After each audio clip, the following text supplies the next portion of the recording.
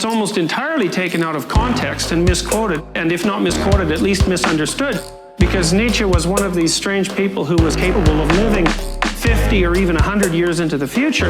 And although he is generally regarded as an enemy of Christianity and superstition, and was certainly an unbelievably outspoken opponent of Christian traditionalism, he also knew that if you let the old gods die, the probability that blood would flood the land was virtually 100%. So let me read you what he wrote.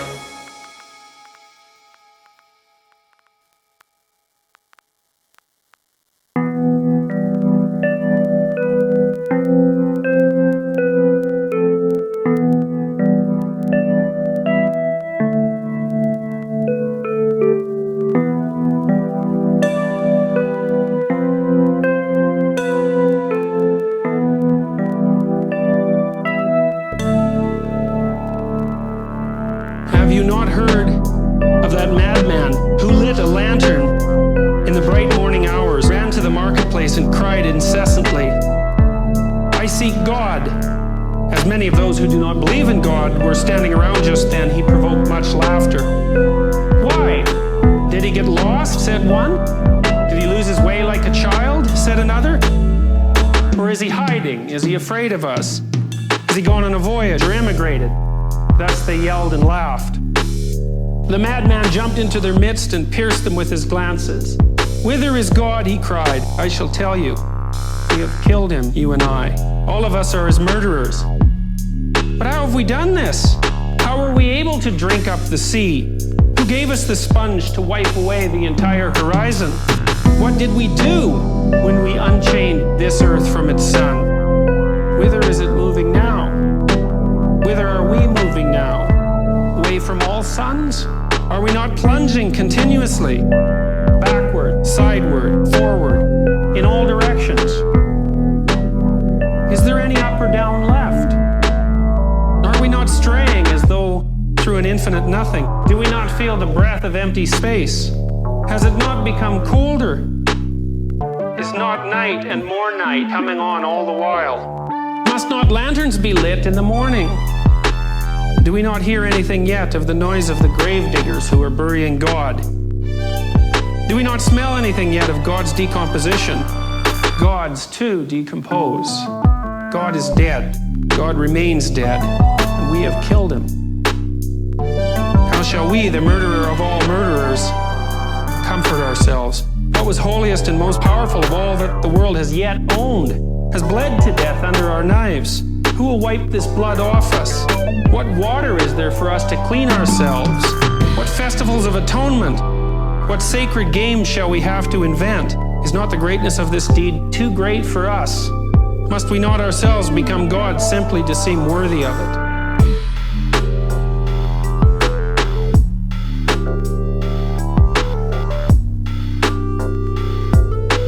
Must we not ourselves become gods simply to seem worthy of it?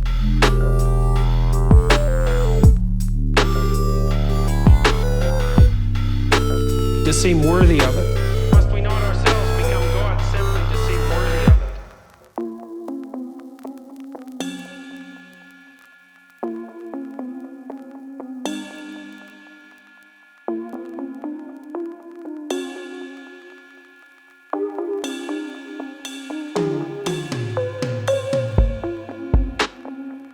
Well, as you can tell, that's a much different notion from the casual "God is dead" quotation that's most generally associated with Nietzsche. Well, what is he saying? Well, he's saying something like this. A system like Christianity, or any system that's oriented a society for thousands and thousands of years, can't simply be eradicated by a casual gesture without consequences ensuing in its aftermath. What consequences?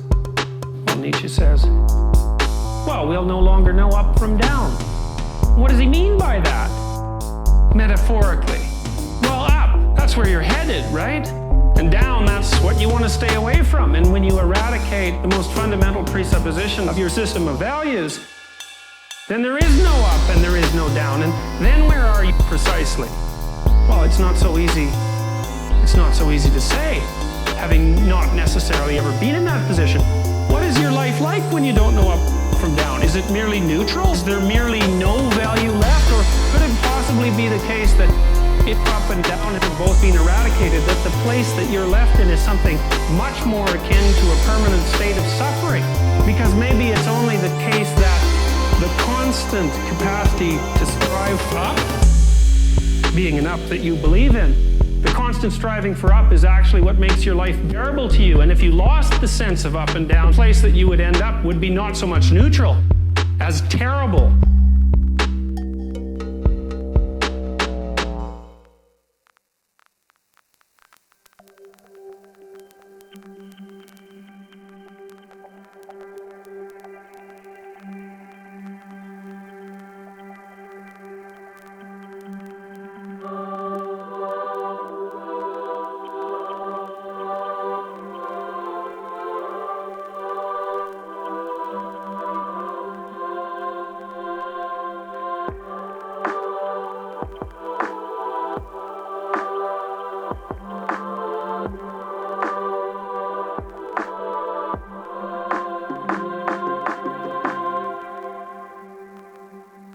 Now, if you have any belief system at all, you do this. Let's say you're an advocate of left-wing politics. You take a pro-environmental stance or an anti-corporate stance, which is a relatively common thing to do among undergraduates. What do you do when you hold that belief system? You view the world as it lays itself out, and you explain the manner in which it manifests itself in terms of the axioms of that belief system. And you may know that you can do it, right? You can tell a credible story about why the world is the way it is by adopting, say, an anti-corporate perspective. Because there are all sorts of terrible things about the world that are a consequence, say, of corporate maneuvering.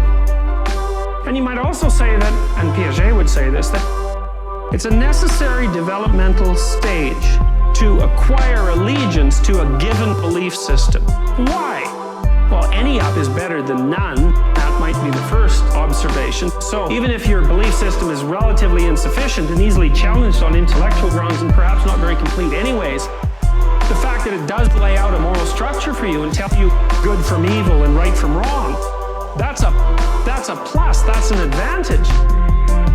Now, its relative intellectual weakness and its incoherence, assuming it is incoherent to some degree, that's a flaw. But that doesn't mean that the effort to establish a system like that is worthless. It's worthwhile.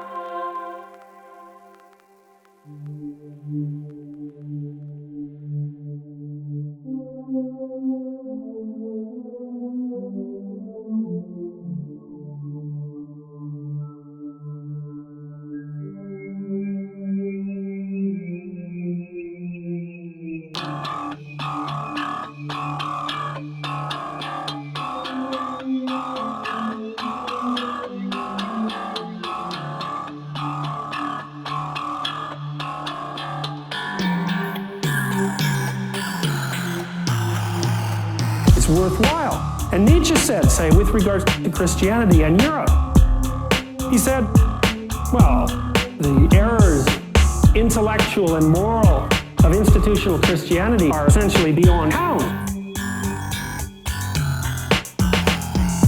But there's one thing you have to remember. First of all, an ordering of that sort is necessary. Because the alternative, which is always hidden from you insofar as you're inside a moral system, the alternative is far worse: chaos.